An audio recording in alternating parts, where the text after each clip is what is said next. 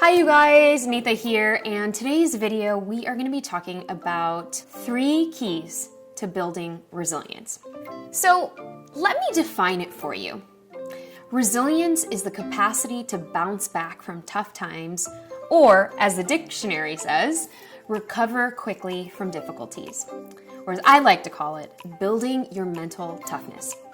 Now, according to the APA, or the American Psychological Association, it's the process of adapting well in the face of adversity, trauma, tragedy, threats, or significant sources of stress. The Greater Good Science Center at the University of California, Berkeley, says that resilience is actually formed from the human experience that we will all endure at some point in our lives. Stress and struggles, adversity and trauma, fear and shame, and even betrayals of trust. So, why is this important? Well, it is actually the foundation of building your mental strength. I mean, having the tools to help you bounce back from adversity and how you handle yourself during tough times, how you actually overcome stressful situations. Or it could actually even be the result of thriving through something. And not only that, it helps you build your strength to handle future challenges. So, 3 keys to help you getting started in building your resilience now.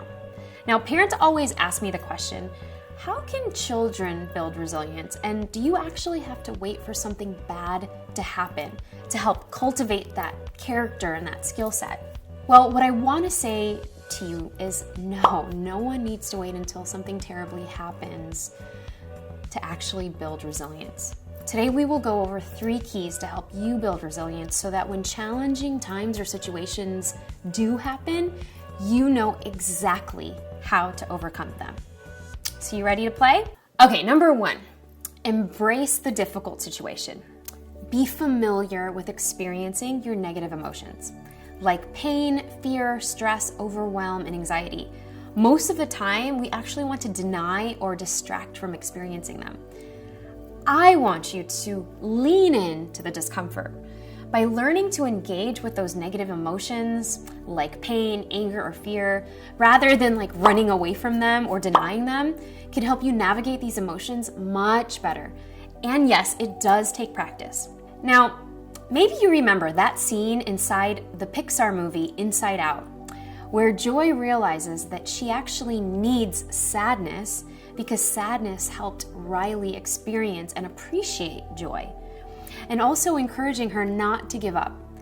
Now think about it. If we only focused on our positive emotions all the time, we wouldn't be able to understand or strengthen how our negative emotions truly help build our character.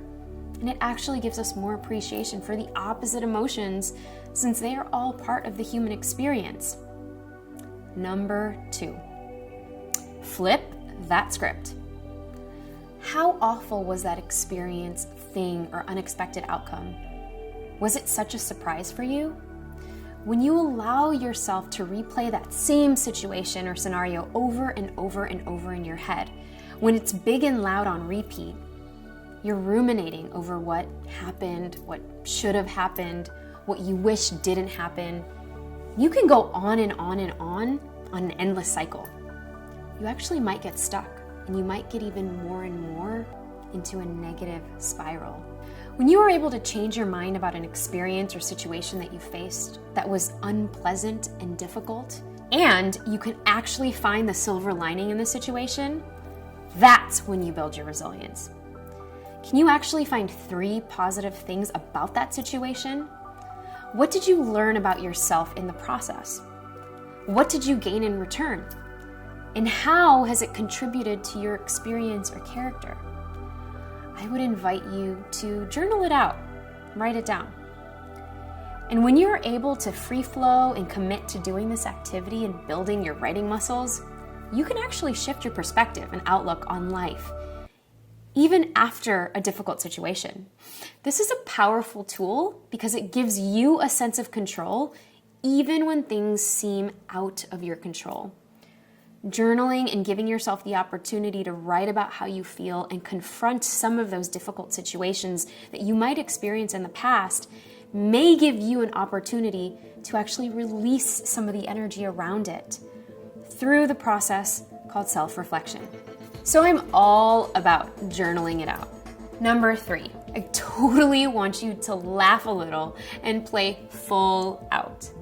Yes, one of the greatest things you can do is not take yourself or the situation that you faced too seriously.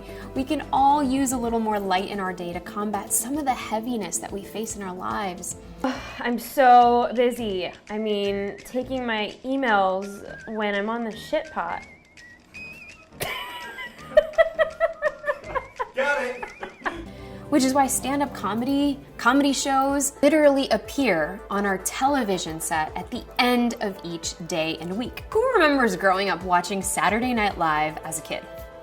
I know, and I still remember some of those skits to this day. Taught you how to swim. Oh yeah, frickin' wet.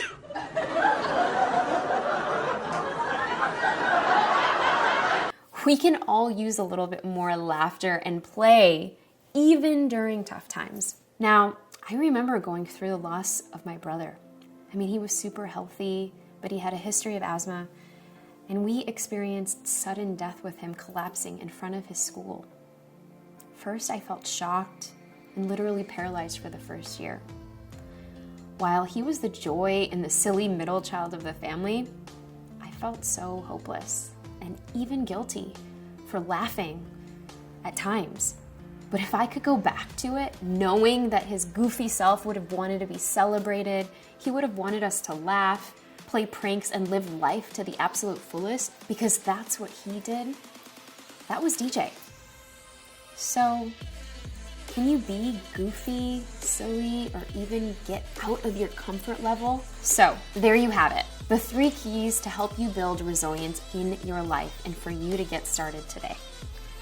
Now, thank you so much as always for tuning in, and it's always a pleasure to see you here. So hit subscribe, drop a comment below if you're just visiting, and like this video. It means so much. I'll see you next time.